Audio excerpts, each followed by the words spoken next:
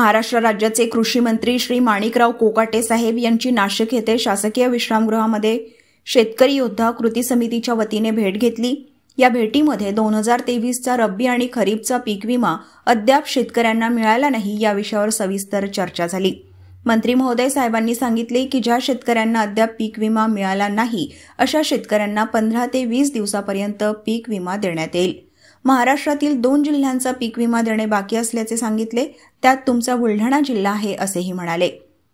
यावेळी त्यांनी पीक विमा लवकरात लवकर देण्याचे आश्वासन दिले।